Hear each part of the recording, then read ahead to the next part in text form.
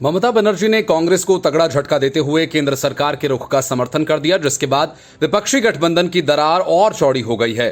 कांग्रेस सहित कई पार्टियां देश का नाम इंडिया बदलकर भारत किए जाने के खिलाफ हैं, लेकिन ममता बनर्जी ने देश का नाम बदलकर भारत किए जाने का खुलकर समर्थन कर दिया। ममता बनर्जी के इस कदम से कांग्रेस को मुश्किलों का सामना करना पड़ सकता है। ममता बनर्जी ने देश का नाम भारत रखे जाने का समर्थन तो किया ही, साथ ही यह भी कहा कि इंडिया नाम भी बने रहना चाहिए। सीएम बनर्जी ने कहा कि बंगाली और हिंदी बोलने वाले लोग देश को भारत ही कहते हैं।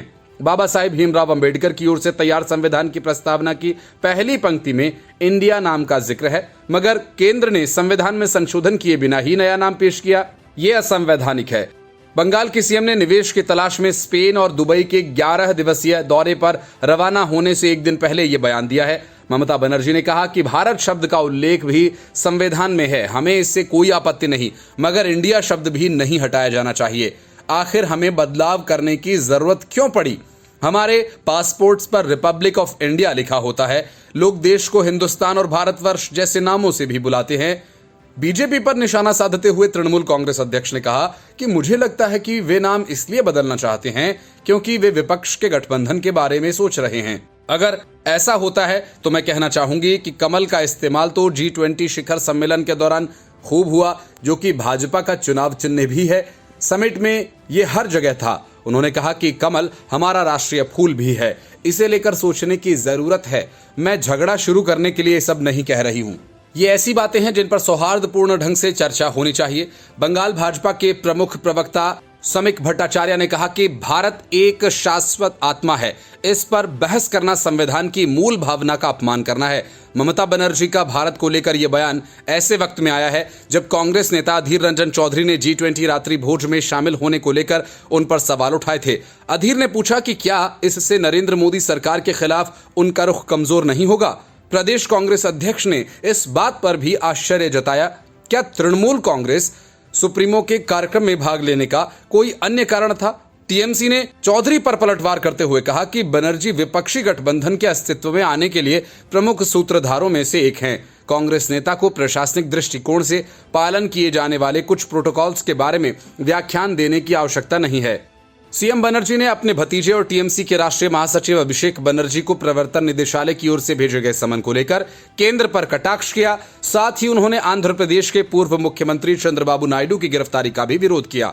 मुख्यमंत्री ने कहा, ये राजनीतिक प्रतिशोध है। लोकतंत्र में राजनीतिक दलों की एक दूसरे के साथ कुछ अंडरस्टैंडिंग हो सकती है, शायद कुछ की नहीं भी, लेकिन लोकतंत्र सीमाएं भी तय करता है। अगर कोई पार्टी आज इस तरह का व्यवहार करती है जो वह सत्ता में है, तो दूसरी पार्टी कल सत्ता में आने पर ऐसा ही करेगी। इसलिए ऐसा नहीं किया जाना चाहिए। Bureau report, news of India. Congress और आम आदमी पार्टी भले ही विपक्षी गठबंधन में एक साथ हैं, लेकिन लोकसभा चुनावों के लिए सीट शेयरिंग का मामला सुलझाना तो दूर, पंजाब में पार्टियां एक दूसरे को झटके पर झटका दे रही हैं। पंजाब में आम आदमी पार्टी ने अकेले दम पर चुनाव लड़ने का ऐलान कर दिया, तो गुजरात में कांग्रेस अरविंद केजरीवाल की दुकान ही बंद करने पर तुल गई और लगातार आम आदमी पार्टी के नेताओं और कार्यकर्ताओं को पार्टी में शामिल कर रही है। अरविंद केजरीवाल की पार्टी ने राजस्थान, छत्तीसगढ़ और मध्य प्रदेश जैसे राज्यों में चुनाव लड़ने के ऐलान से कांग्रेस की चिंता बढ़ा दी है, तो गुजरात में कांग्रेस झटके दे रही है।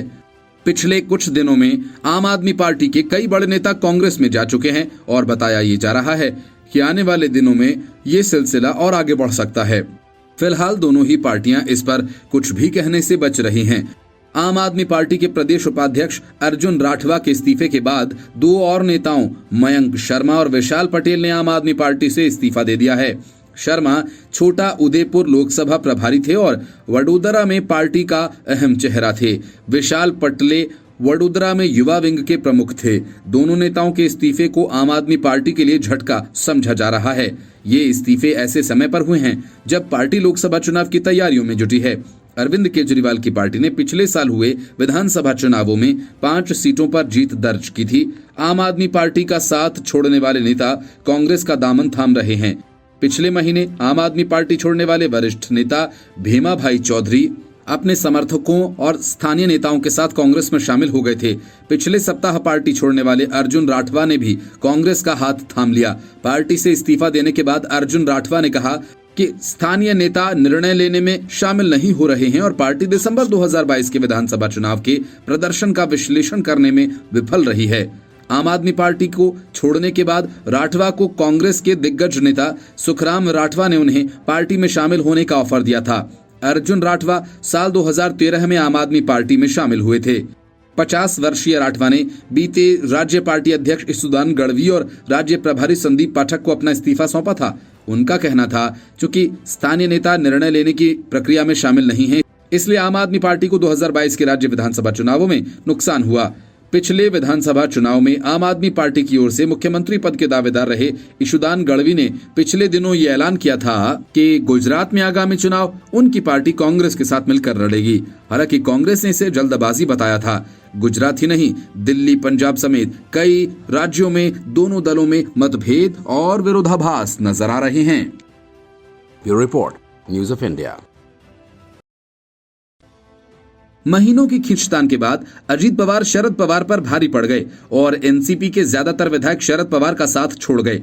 मतलब कि एनसीपी पर अजीत पवार का पूरी तरह से कब्जा हो गया। विधानसभा अध्यक्ष राहुल नार्वेकर के समक्ष दायर अयोग्यता याचिकाओं ने यह साबित कर दिया कि शरद पवार के पास केवल 11 विधायकों का समर्थन बचा है, जबकि 41 विधायकों ने उनके भतीजे और उप मुख्यमंत्री अजीत पवार को समर्थन दिया है।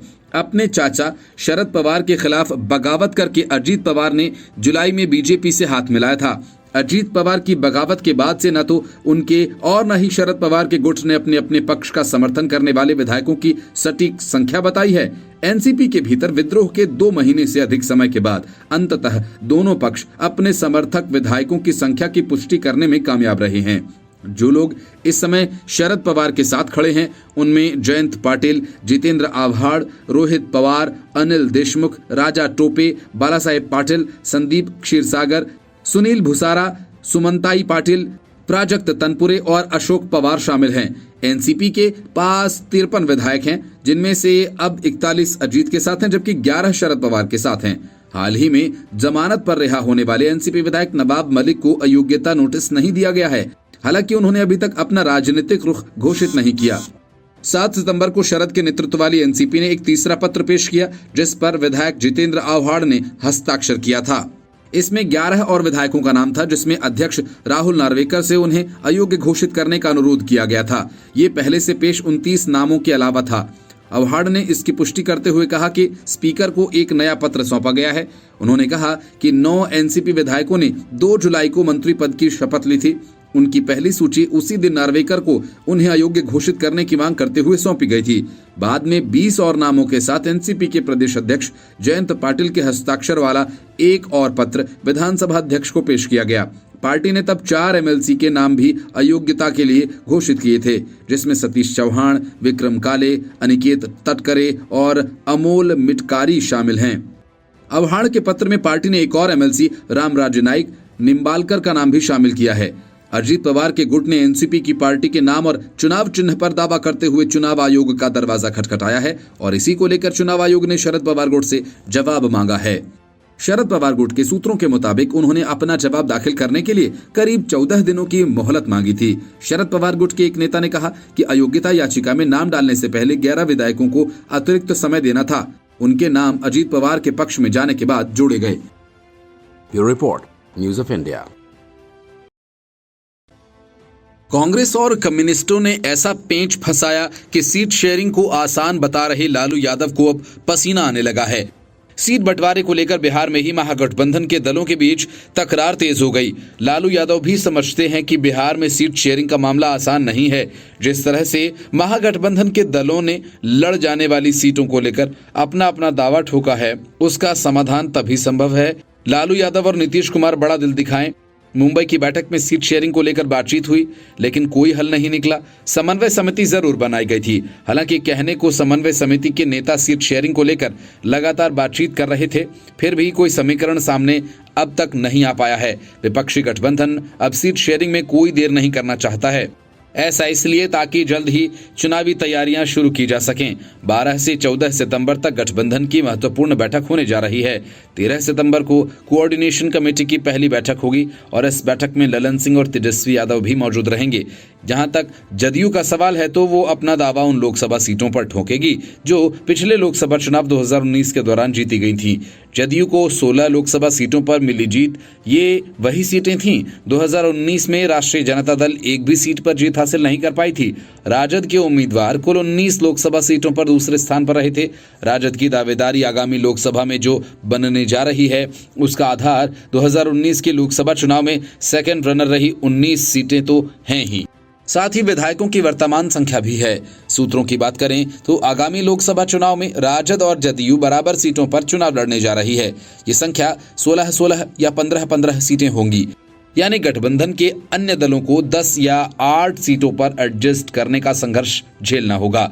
वो भी इसलिए कि गठबंधन के अन्य दलों की दावेदारी जो सामने आई है उसकी संख्या 18 से 20 लोकसभा सीटों की है। राष्ट्रीय पार्टी होने की दावेदारी के साथ कांग्रेस बिहार में लगभग 10 सीटों पर चुनाव लड़ना चाहती है। बिहार कांग्रेस के प्रदेश अध्यक्ष अखिलेश प्रसाद सिंह ने इस संबंध में कई बार कहा कि कांग्रेस की दावेदारी पार्टी के अस्तित्व और लोकप्रियता के सापेक्ष है। कांग्रेस की दावेदारी का एक तुर्रा ये भी है कि 2019 में सिर्फ कांग्रेस ने जेडीयू को किशनगंज लोकसभा सीट पर परास्त किया था। इतना ही नहीं, कांग्रेस के प्रदेश अध्यक्ष ने तो अपनी दावेदारी वाले लोकसभा सीटों को उजागर भी किया। कांग्रेस की दावेदारी वाली सीट वाल्मीकि नगर, सुपैल, किशनगंज, कटिहार, पूर्णिया, समस्तीपुर, मुंगेर, पटना साहिब और सासाराम है। दूसरी ओर सीपीआई माले ने 2 लोकसभा सीटों पर चुनाव लड़ने की बात कही है। सीपीआई और सीपीआईएम ने भी एक सीट की डिमांड रखी है। 12 से 14 सितंबर को होने वाली गठबंधन की समन्वय समिति की बैठक में इस समस्या का हल निकलने वाला है। Bureau report, news of India. UP में राहुल गांधी और प्रियंका गांधी वाड्रा का जादू नहीं चला तो अब कांग्रेस दूर की कौड़ी को चुनावी मैदान में उतारने की तैयारी कर रही है। दावा ये कि मायावती के वोट बैंक में सेंध लगेगी और यूपी में कांग्रेस को चौंकाने वाले नतीजे मिले। सूत्रों का कहना है कि कांग्रेस पार्टी मल्लिकार्जुन खड़गे को यूपी से 2024 के रण में उतारने का प्लान बना रही है। उत्तर प्रदेश में पिछले 2 लोकसभा चुनावों में कांग्रेस का प्रदर्शन बेहद दयनीय रहा है और बीजेपी ने जबरदस्त प्रदर्शन किया। सूत्रों का कहना है कि कांग्रेस पार्टी मल्लिकार्जुन खड़गे को यूपी के 2024 के रण में उतारने का प्लान बना रही है। प्रदेश में पिछले 2 लोकसभा चुनावों में कांग्रेस का प्रदर्शन बेहद दयनीय रहा और बीजेपी ने जबरदस्त प्रदर्शन किया। दिल्ली की कुर्सी पर कब्जा करने के लिए जरूरी है कि कांग्रेस पार्टी यूपी में अपना खोया हुआ जनाधार वापस पाए। ये कांग्रेस पार्टी का शीर्ष नेतृत्व बखूबी समझता है और इसी वजह से पार्टी के कई दिग्गजों को 2024 का चुनाव यहां से लड़ने की रणनीति पर काम करना पड़ रहा है। सूत्रों का दावा है कि कांग्रेस अध्यक्ष मल्लिकार्जुन खड़गे यूपी की किसी रिजर्व सीट से चुनाव लड़ सकते हैं।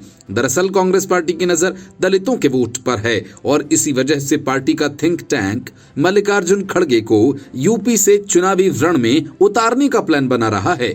कांग्रेस का मानना है कि यूपी में दलितों की नेता कहलाने वाली बीएसपी चीफ मायावती का जादू अब खत्म हो चुका है। ऐसे में दलितों की नेचुरल चॉइस कांग्रेस पार्टी हो सकती है।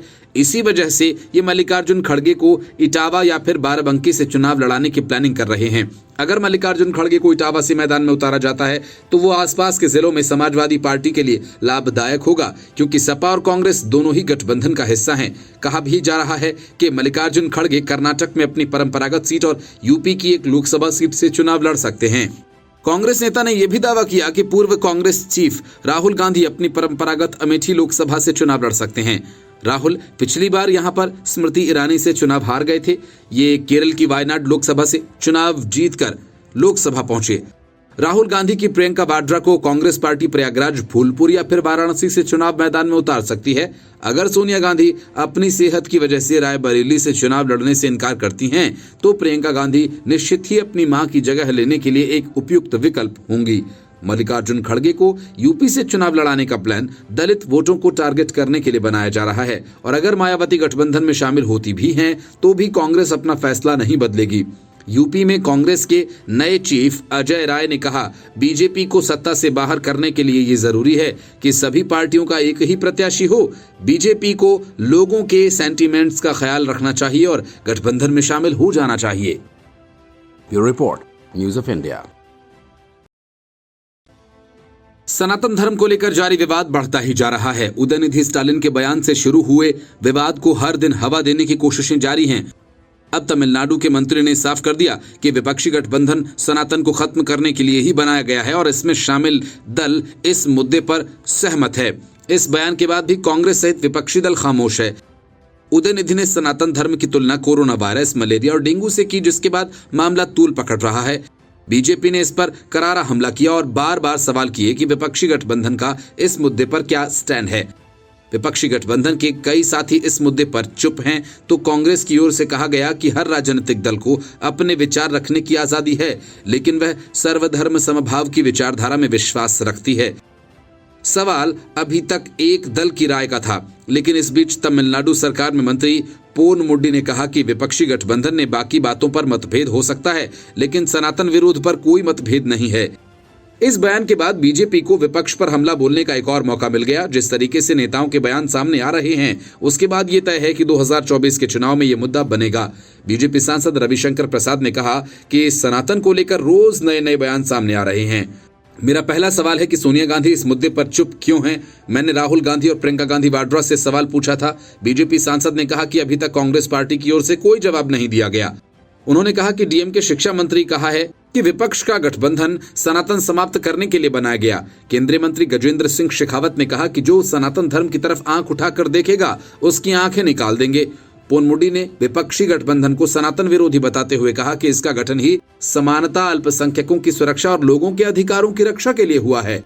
AIMIM प्रमुख असदुद्दीन ओवैसी ने गजेंद्र सिंह शेखावत पर उनके सनातन धर्म के मुद्दे पर टिप्पणी के लिए निशाना साधा। पूर्व केंद्रीय मंत्री ए राजा ने कहा, तमिलनाडु के मंत्री उदयनिधि स्टालिन की टिप्पणी काफी मामूली थी और उन्होंने केवल ये कहा था कि सनातन धर्म को डेंगू और मलेरिया की तरह खत्म किया जाना चाहिए, जिसमें कोई सामाजिक कलंक नहीं।